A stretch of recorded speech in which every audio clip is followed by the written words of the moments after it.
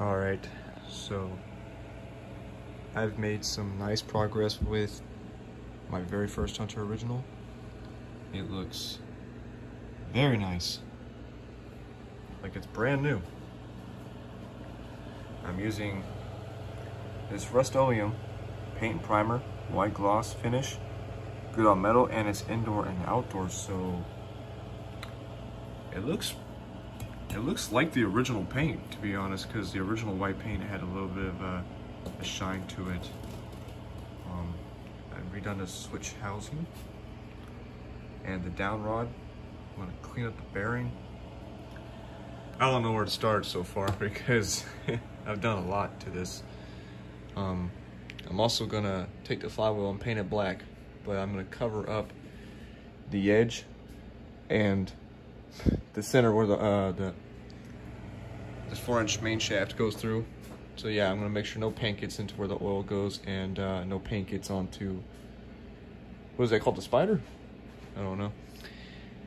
I done messed up the faceplate, so I'm gonna have to get a new one. I sanded a little too hard and removed the brass finish, so it's a little silver in one area. That's a bit of a bummer, but at least that part can be replaced for an affordable price. Now, the anxiety-inducing part, dealing with the coil over here.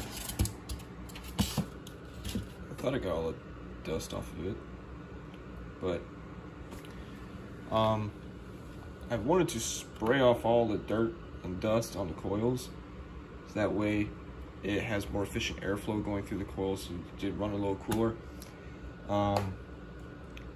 There was a really big 40-minute video from Brian Hicks that I watched that he used some industrial cleaner that if you got a whiff of the vapor, your kidneys will shut down for 4 days.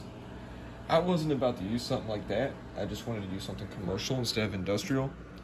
And I already threw the cleaner away, but it did say that it was used for cleaning electric motors while they were running. So I had trust in that it wasn't going to strip the enamel coating and short the entire thing. Because I had a fear that, you know, brake parts cleaner does a lot, but I was like, nah, I'm not about to use brake parts cleaner on this, and it just strips the coating off, and the entire coil is shorted against itself. Yeah, that would be some shit.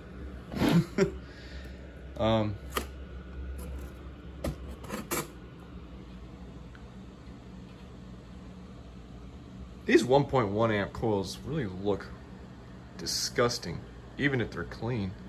But I think that's just the color of the enamel, because the 2 amp ones, this part's green. The coils are nice and copper looking. Camera's having trouble focus, but it's a lot cleaner though, where air can actually, there we go. It's a lot cleaner. Hopefully it's all good. Hopefully it still works, or I'm gonna be ticked off.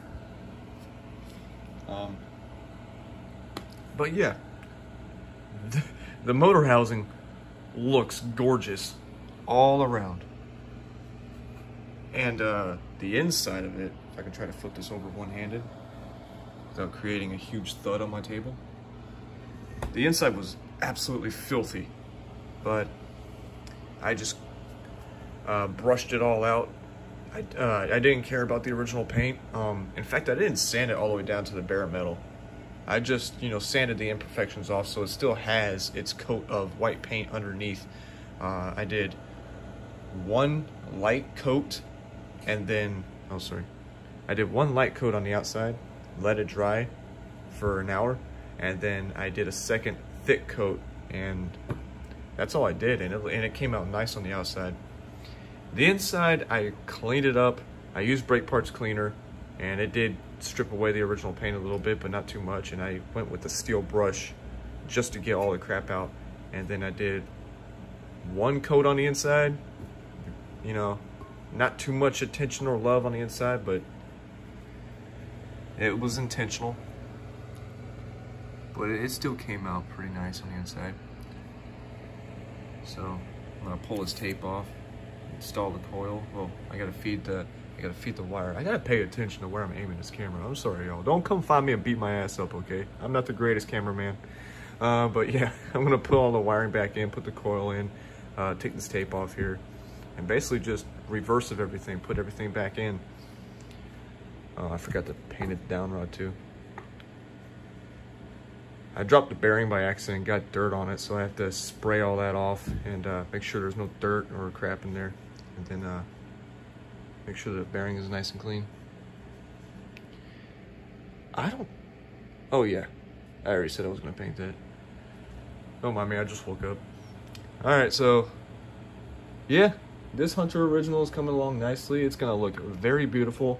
I am gonna get a nice, you know, polished brass faceplate later in the future, and I'm looking to get a set of polished brass C-shaped blade arms and white cane blades for this. I think that would just look freaking sweet on this fan. So thanks for watching.